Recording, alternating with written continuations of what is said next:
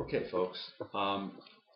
Welcome to the introductory lecture on what philosophy is. We're in part three now, part three of three. And we talk about what philosophy is, and then we talk about epistemology, metaphysics, and axiology, the three major fields of philosophy. Epistemology, the study of knowledge; metaphysics, the study of reality; axiology, the study of values. Then we talk particularly about epistemology. We've been focusing on that for a while, and particularly about what beliefs are. Belief is a thought that you think is true.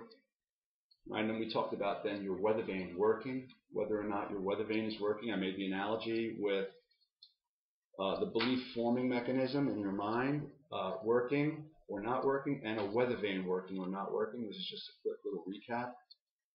This is my analogy. So just to remind you, when the weather vane is working, it blows in response to the wind, and therefore it indicates the direction of the wind correctly. Right? If it's covered in a dome of glass, the wind can't touch it. Or if it's rusted or frozen, the wind could touch it, but it doesn't respond. Right? So by analogy, the wind blocking the glass dome blocking the wind from getting in would be something that blocks evidence or information from getting into your mind. Right? In terms of trying to form beliefs. And on the other hand, the evidence could come in if you take the dome off. The wind hits the weather vane, but if it's frozen or rusted, it doesn't respond. Right? It can't process that wind. It's not sensitive to it in some way, even though the wind is there. Right? It can't process the wind. Right? So by analogy, the dome is like having your senses shut down or having no information coming into the mind. Most information comes in directly through the senses, sometimes indirectly through other people's senses and their testimony, but even the testimony you have to read or hear about it, or gather it in some other way. If you use Braille or whatever. The analogy with the weather vane being rusted or frozen, in terms of the mind working, in terms of forming correct beliefs, would be you get the information coming in, the glass dome is gone, your senses are open, but you're not reasoning about it. Right? So you're processing, your information processing, that's what reasoning might be called, information processing mechanism is not working.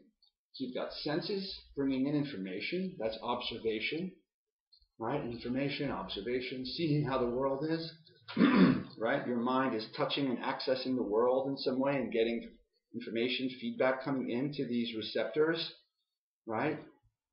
But your reasoning mechanism isn't working. Your information processing mechanism isn't working. You can make a very simple comparison. A cow sees the same thing you might see in terms of just having, suppose they have the same eyes, right? And the same optic nerves and all that, they can get their equivalent of the amount of information that, let's just say, we get coming in visually, right? But a cow can't understand what it perceives in the way that we can, right? Because it can't reason about things. It might know that a TV image of grass isn't real after it tries to bite the TV screen several times, etc. But it's trying to give you an idea that the senses alone are, in a sense, dumb, right? They're just information coming in. Like, think of an infant whose senses are working but has no clue about what any of these whirls and sounds and sensations mean, right? So when that raw information gets converted into useful information, that's reasoning and analyzing and pattern recognition, right? That's what that's all about. That's information processing. Okay? So that's the belief and weather vane analogy. Right? What makes the weather vane work? The wind is hitting it, that's information coming in, and it's responsive. It's wind responsive. It can process that wind information, right? Similarly, when it comes to belief formation, like your belief vane, or maybe the better word would be called reality vane, right? The weather vane is a vane or a detector or an indicator of the weather, the wind, right? And so the mind, the belief forming part of the mind anyway, is a kind of reality vane, a reality sensor and indicator of the way things are in reality. So when you form a true belief, right, in the right way, the information is coming in and you process that information intelligently and you form a picture, you might want to say, somewhat loosely, it might not be exactly a picture, but an image, a representation, a model, a map, some kind of reflection in your mind about how reality is outside the mind. Okay? So, and if, like a weather vane covered with glass, the wind isn't getting in, somehow or another, information isn't coming into you, either because you shut out your senses, right? That's one possibility, just shut out the world. When you're asleep, maybe you're not getting in anything, your senses are shut out. Or your senses could be open and functioning, but you're not processing the information, right? Because you think you already know everything, you've formed a certain kind of map, and you think your map is updated and sufficient, and it's working for you, right? One of the tests in Indian philosophy of a belief is whether or not it works, right? So if you think that a certain kind of substance is milk, can you feed it to a baby? Can you make butter or cheese out of it, right? That's the way of figuring out if the belief that that liquid is milk works, right? Or rather, if it's a good belief, then it works in terms of your life. You can operate, you can function. It's kind of practicalism or pragmatism. That's a check on the validity of your beliefs, right? So Clifford is coming at the ethics of belief, right? He's not talking necessarily about how beliefs work or whether or not they're working, right? Those are sort of presupposed, like that we can figure out how our beliefs ought to work and whether or not our beliefs are working.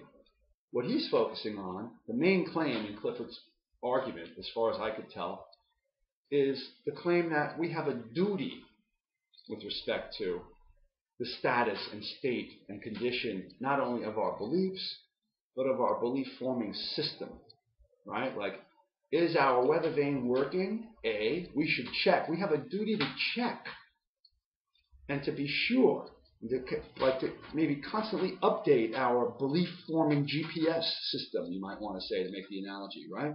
That when we stop checking the evidence, if you want to make a really good analogy with computers, if you still have the same computer that you had 20 years ago, if you had one 20 years ago, right, when they first came out, like a Commodore 64, it had 64K, a very small amount of memory and a very small amount of short-term memory and long-term memory, right? You can almost do nothing with that computer now.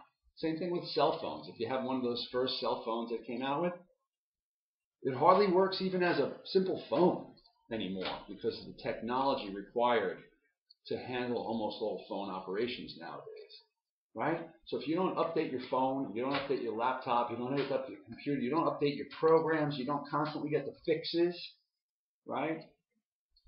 Software upgrades, updates, whatever you want to call them. If you don't get all of that in your technology, right, then your technology is out of date. And, like bad GPS. If you don't get GPS updates, you're going to drive down to dead-end streets, which is something that I did recently when I was still using my old GPS thing that I have in my glove compartment.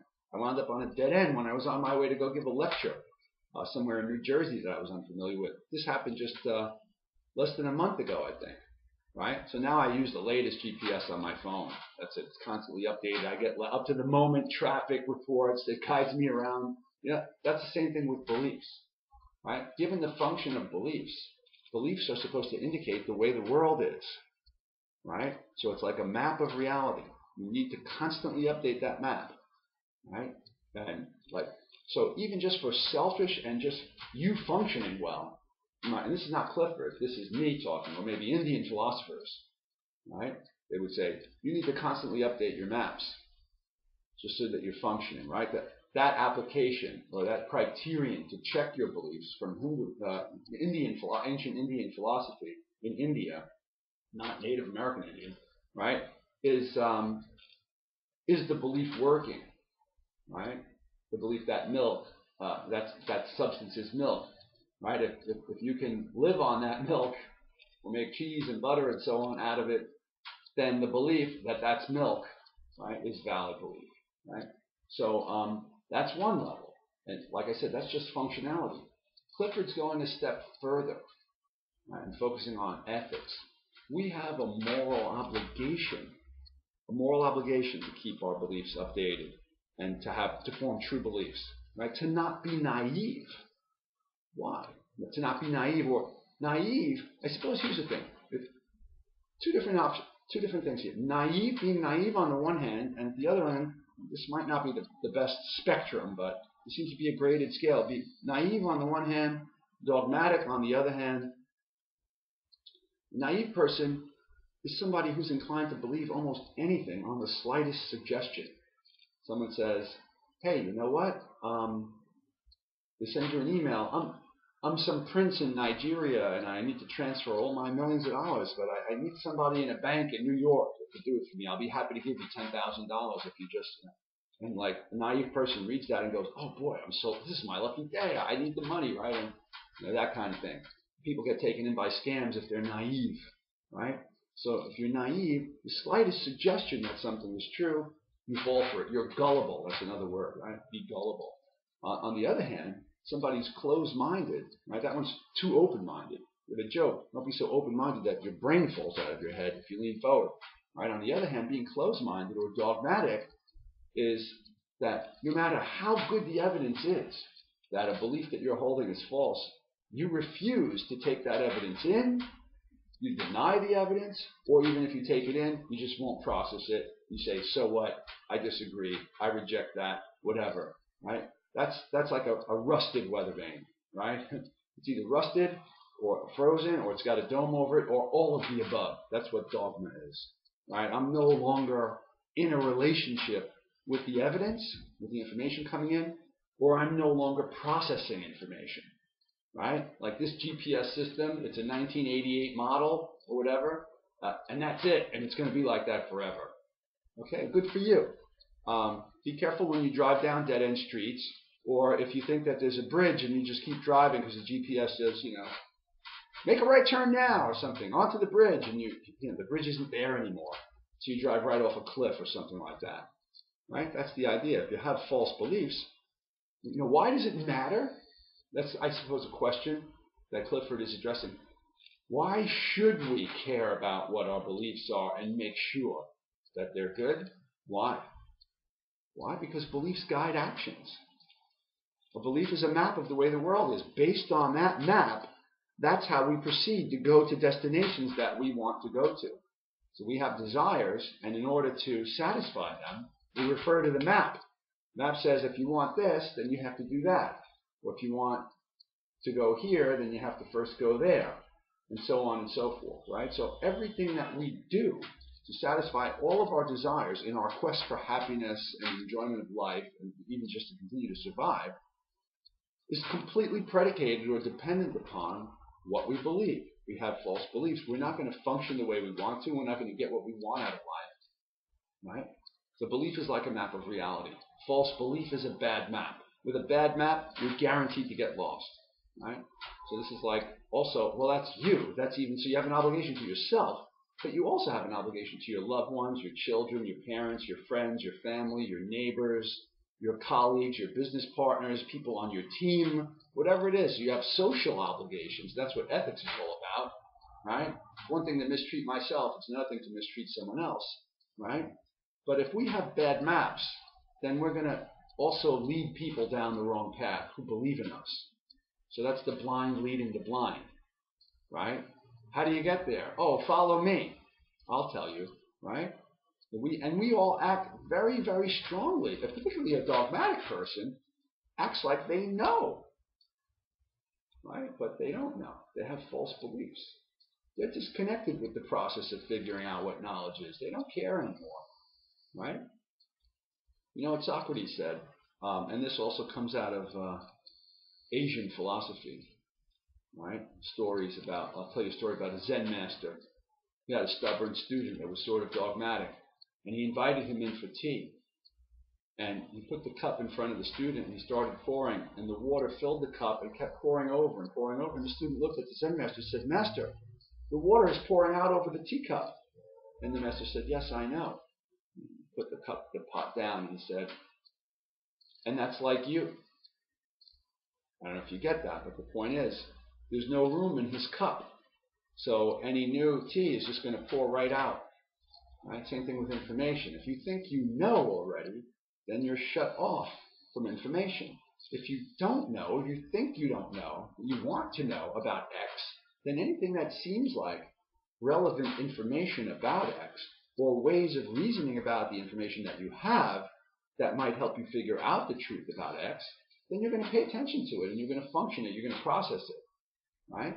So thinking that you know something, and particularly if you're not good at epistemology, those checks that we had before, if the belief is most likely to be true, then you'll believe it. If the evidence indicates that it's true, then you believe it, that sort of thing. If those principles don't apply to you, if your weather vane isn't working, you're not really in the game of acquiring knowledge, right? So that's like the cup that's full, you might want to say, particularly for somebody who thinks that they already know, right? So the idea is to learn the difference between what you really do know and what you really don't know. Socrates, famous ancient Greek philosopher, amateur, there was no schools teaching philosophy back then, thought that wisdom was knowing the difference between what you know and what you don't know. This could be said many different ways. That's one way. Another way is to say, Socrates said something like this: there's only one thing that I really know, and that's that I don't know anything at all. Now, that might seem like a paradox. So the anything at all part might be rephrased to avoid the appearance of a contradiction. If he doesn't know anything at all, then he doesn't even know that he doesn't know anything at all. So he contradicts himself. That's a paradox because, unlike a regular contradiction, a paradox is something that you're likely to believe that there's some element of truth in it. If you analyze it, you'll figure it out that it's not really a contradiction, right? So it's a good one. One thing that I know is that I don't know anything at all. Seems like a contradiction, but it's not literal. So when you translate it non-literally, what you get is something like this: there's only one statement that I know is true, and that's the statement that everything else that I believe doesn't count as knowledge, right? Or there's that, or another way of saying it is, the one thing that I know for sure is that I don't know anything else other than the fact that I don't know anything else, right? Or something like that. I think you get the idea, right? All right, so Clifford gives examples about, like, if you think that a ship is seaworthy, meaning it's not going to collapse or sink, or you have enough fuel, the engine's still working, you have supplies in case there's a leak, you can fix it, you have an adequate crew, adequate amount of food, the navigation equipment is working, that's seaworthy, right? The ship is seaworthy. And this is a Clifford-like example. He has a number of examples, but they're all sort of like this.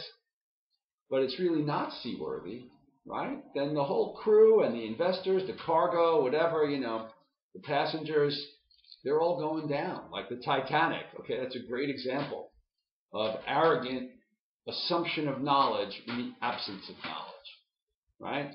And that's just one example. There are many, right? The show about bad maps and the consequences of them and why we have a moral obligation to believe. So the one sentence I think that summarizes, well, not just one, a couple of, the one idea rather, that could be expressed in a few different ways, that summarizes Clifford's argument about how we have an obligation to be careful about our beliefs is the following. If you don't have good reasons to believe something, then don't.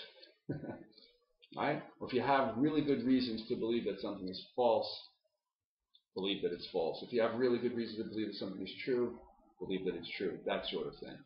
Right? So in other words, if the best evidence and the best information rather, and the best information processing, right, strongly supports that a belief is true, believe it. If it strongly supports that belief is false, disbelieve it. If the best evidence and information processing that you have leaves the case undecided, then remain undecided. Right? In other words, another way of saying all that, those three principles, is you should calibrate your beliefs to the evidence. Right? Adjust your beliefs to the degree of evidence that you have, for, against, or neutral. Right? There's a sentence in Clifford's article that comes closest to that, but it doesn't express it in all three different ways like I just did. about evidence for, evidence against, or evidence neutral. But I think he's trying to make the same point. This is a famous quote of Clifford's: "Don't believe anything on insufficient evidence," quote unquote. Don't believe anything on insufficient evidence, end of quote. Right? Insufficient means not enough. Right? So, although it's only about forming a positive belief on insufficient evidence, if you take it literally or face value, don't believe anything. If you can believe something is false, that's also a belief, right? I believe this is true. I believe this statement is true. I believe that statement is false. Or I believe that this statement isn't knowable under this amount of information that we have. That's all encapsulated in the idea that you shouldn't believe anything on insufficient evidence, without enough evidence, right? So that's the obligation that applies to all of us, according to Clifford.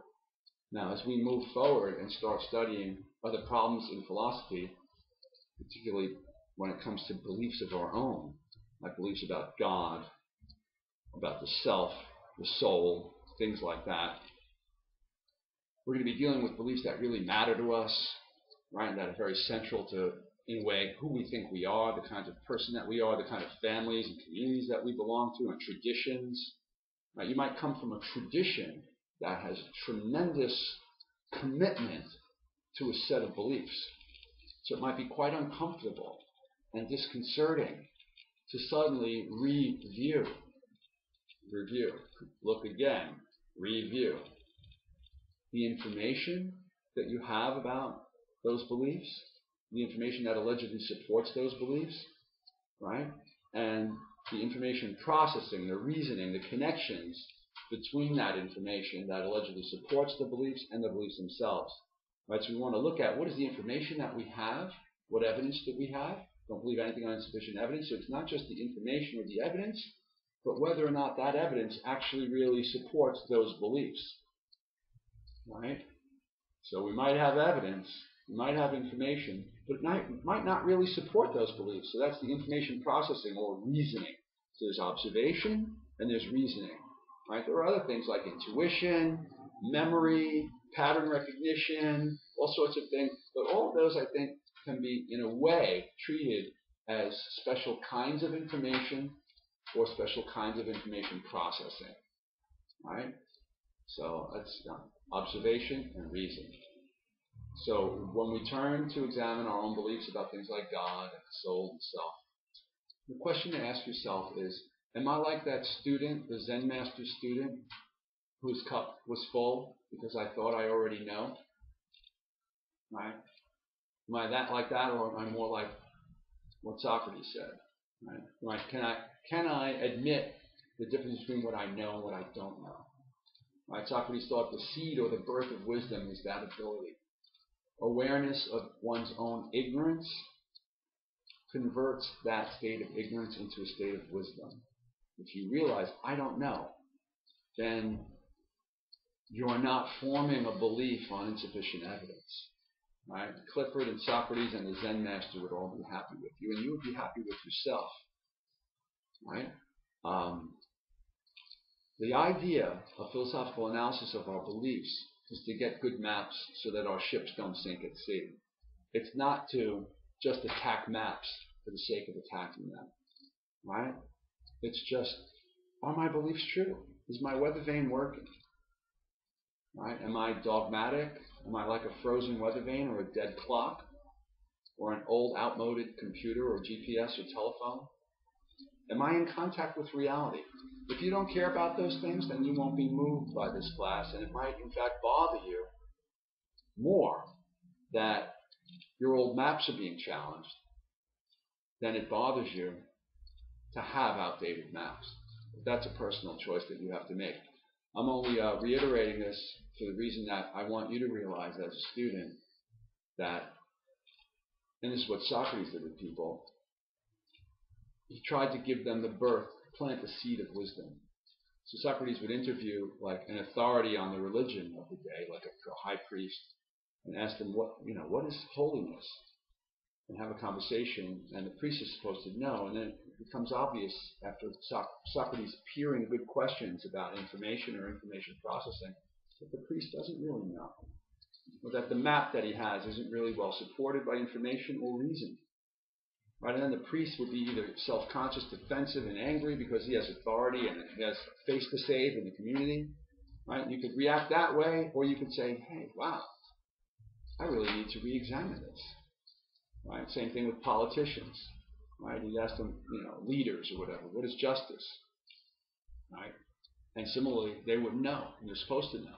So this can be painful, it could be awkward, it could be embarrassing, it could be something that makes you feel insecure. But if you're capable of sitting with the uncertainty and insecurity of not knowing whether or not your maps are working, that seems to be a preliminary or a prerequisite to getting your maps to work and your map making equipment to function.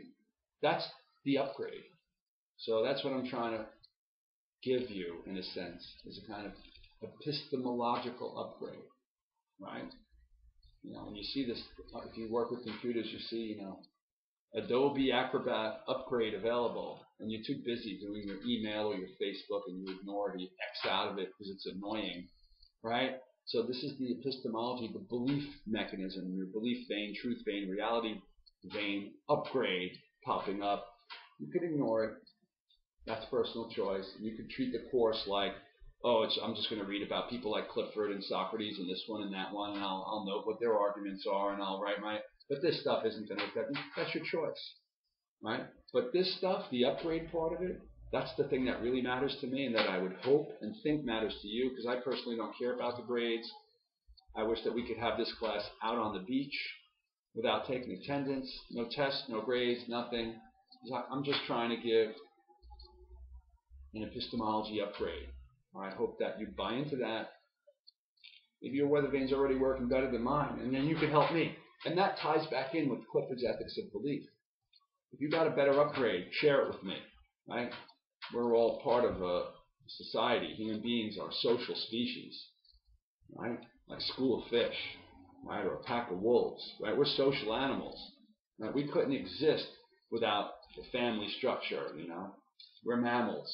We're dependent on mother's milk, on protection just to become independent. We're never totally independent. We're dependent on each other. So social relations are ethical relations, right? Because we belong in a community, right? So you're under that kind of obligation, not only assuming you're a student, like the student in the Zen master, to get this information, but also you might have more of it than I did. Right? Socrates was a kid in when he went to grammar school or something like that, and they might have had a sarcastic teacher who said to him something like, "Oh yes, Socrates, so tell us, young man, what do you think is true?" Right? I try not to have that. Everybody has that inclination to be sarcastic or whatever, right? But the truth is, good professors learn a lot from their students, right? So for all I know, you're the next Socrates, or you're already, you have an obligation to share that with me, not only me, but with your classmates, right? We all have that obligation. We're a social species. And this is so especially true now with the internet. Like, the thing I love about my new GPS program, it's WAZE is the name of it. I don't know how to pronounce it. WAZ. It's free download. You get it on your phone from the Play Store, App Store, whatever. Right, is that as other people are driving or whatever, it's taking their information. So if they're on a highway, right, and their car is moving slow, it'll read that that's congestion, right? And then you can verify it and add something, get points, whatever, right? So there's this constant sharing of current, up-to-the-minute information, right? That's a good model, right? So we're all in this together. I am somewhat of an authority because I've studied this. This is what I work on as a professional. This is my profession, right? But, so I'm like somebody who maybe designed the WAZE program or something, but that program is dependent on all the drivers, right? Feeding information into it and benefiting from it, right? So that's the last thing I'll say. Clifford's ethics of belief, to justify that, I'm putting it into my own words, we're socially interdependent beings, and even in terms of forming beliefs, we're tremendously social. Nowadays, in the internet age, it's all about shared information, constantly being tested in a multitude of ways from a multitude of perspectives, right? like checks and balances in a democratic system, right? So that's the end of this is the end of part 3, and I hope you enjoyed it. It'll take me a moment to exit this out, and do check in and make a comment about this on Facebook so that we know that you saw the video. Say something about it. There's certainly something worth talking about here, right?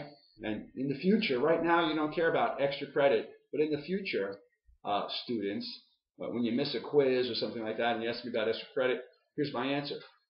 Get involved on Facebook and engage in philosophical conversation with each other about the stuff that we're doing. And this is one of the things that we're doing. So go ahead, do that now. If you're active on Facebook, which we use all the time in this class, that's like participation outside the classroom. That's fantastic. That's what I would love to see. All right? So, signing out. Is your weather vane working? I hope so.